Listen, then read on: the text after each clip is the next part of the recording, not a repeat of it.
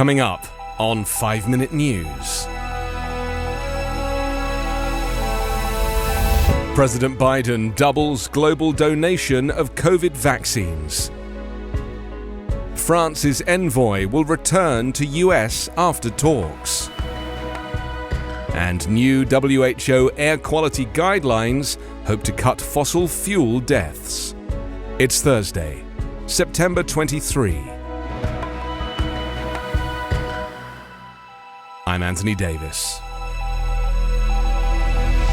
President Biden announced on Wednesday that the United States is doubling its purchase of Pfizer's COVID-19 shots to share with the world 1 billion doses as he embraces the goal of vaccinating 70% of the global population within the next year.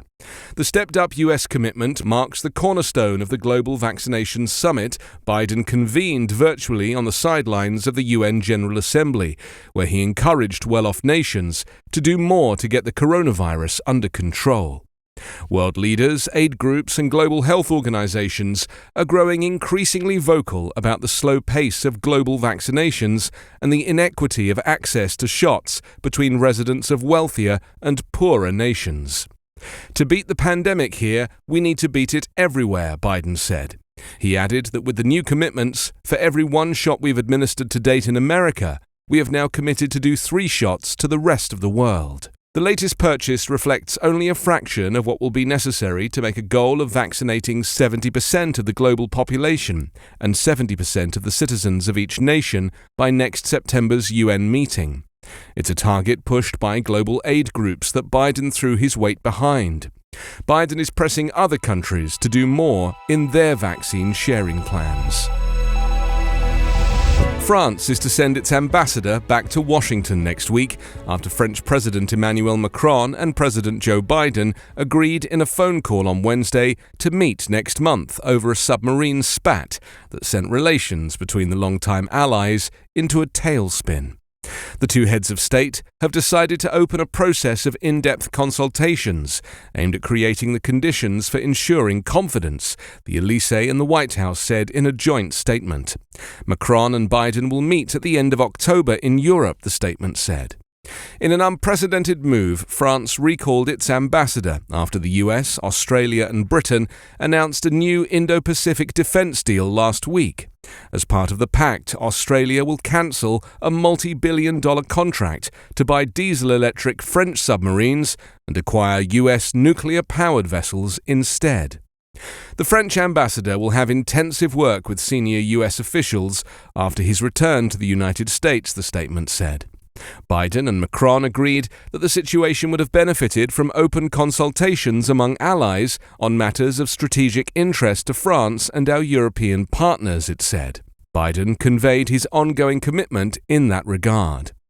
Biden reaffirmed in the statement the strategic importance of French and European engagement in the Indo-Pacific region.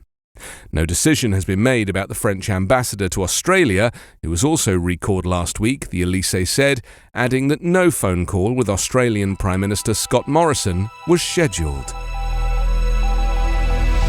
The World Health Organization tightened its air quality guidelines on Wednesday for the first time since 2005, hoping to spur countries toward green energy and prevent deaths and illness caused by air pollution.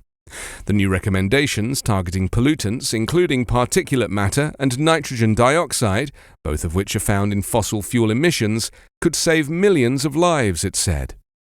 Air pollution kills at least 7 million people prematurely each year, even at very low levels.